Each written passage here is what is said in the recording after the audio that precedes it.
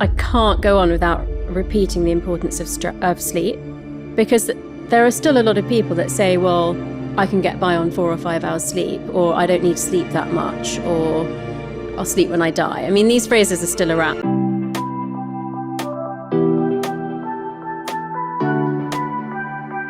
So what happens to the brain when we don't get enough?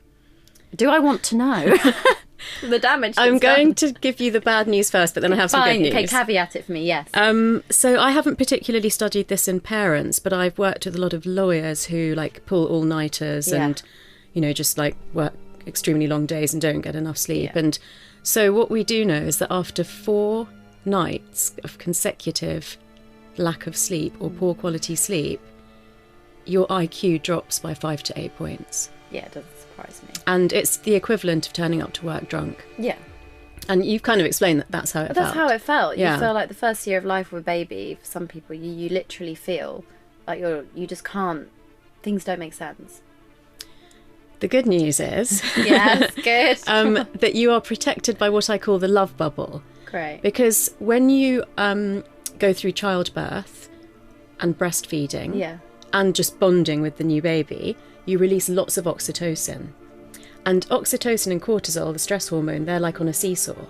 So oxytocin is basically protecting your brain against the stress and the lack of sleep, because there's no evidence that mothers or main caregivers get more dementia than other people. We've always known that when you sleep, you lay down your memories and new learning, you process your emotions, the cells in the body regenerate themselves. We've known that for a long time. That's never really been enough for these very driven CE level people to want to give up 8 hours a night to sleep. It's, if they feel they can get by on 4 or 5, then they'll rather do that because they've got so much to do. The ideal is 8 hours and 15 minutes in population norm studies. So that doesn't mean it's for everyone, but for most people, that's the ideal. Actually sleeping more than that can be depressogenic, so it can start to lower your mood. So you don't want to really be sleeping for 9+ hours, but you ideally need to be in bed for 9 hours to get that amount of sleep.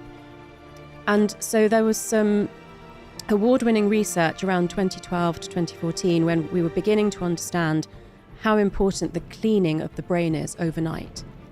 So this entirely new system that we didn't know existed, which is called the glymphatic system. It's like the lymphatic system in your body, but it's to do with glial cells, so it was named the glymphatic system.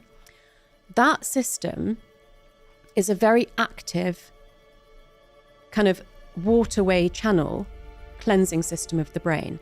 We used to think that the fluid around the brain, and there's ventricles, which are like lakes, and then there's just trickling areas that sort of passively dripped through the brain overnight. We did not expect to see jets of fluid flushing out toxins from the brain. So the exact things that we see in the pathology of dementing diseases like Alzheimer's and Parkinson's, like tau proteins and amyloid plaques and neurofibrillary tangles. How do you say that in English? Those things are being flushed out of the brain very actively overnight. And that process takes 7 to 8 hours to complete the cleaning. That's why you need to be in bed for 8 to 9 hours. So it takes 7 or 8 hours of restorative sleep, or just being in bed? Just sleep. Not in bed. If you're in bed awake, you're not asleep. You have to be asleep. But you'll go through the different sleep cycles every 90 minutes. This isn't in time with that. This is just taking 7 or 8 hours to flush this stuff out of your brain. But there's also research, and I think you've mentioned this to me before, that you're interested in it, research on the US Marines. So they had a control group that didn't do mindfulness training, and then an age-matched group that were trained to do mindfulness for about a month before going into a battle zone. And funnily enough, it was all in the group that was supposed to be the mindfulness training group, that because they went into dorms, or whatever you call it, together. It turned out that a few of the people who were in that group hadn't really taken it seriously and hadn't practiced the mindfulness. But when they got to, it was Afghanistan, they could see that their colleagues who had practiced mindfulness were able to sleep at night, that they weren't sweating as much as them, with anxiety, and that they could eat and they didn't feel sick to the stomach with the stress of it all. yes, you can go and get a brain scan, and yes, you could, take psychedelics as long as it's rigorously controlled by a therapist. But actually, you can just go back to doing those basic things that we all know about by sleeping well, eating well, practicing mindfulness, exercising, and drinking enough water. The brain is a tiny organ. It's a tiny percentage of your whole body, like maybe 2 or 3%, but it uses up 20 to 30% of the breakdown products of what you eat. Wow. Yeah. That's how hard it's working. It's using up 20% of what you ate that day when you're asleep. It's using up 25% of what you eat when you're working, managing, leading, running your family, just thinking. Like right now, we're probably both using 25%.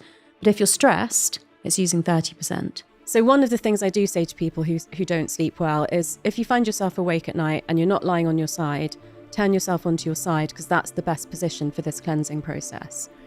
I actually have a special pillow that makes me sleep on my side because I wasn't naturally a side sleeper. So it doesn't matter if it's the left or the right, but that is a better position in terms of the veins in your neck than sleeping on your back or your front. So that's one thing you can do. Oh, you woke up, your sleep was disturbed, at least turn yourself onto your side. What is this special pillow?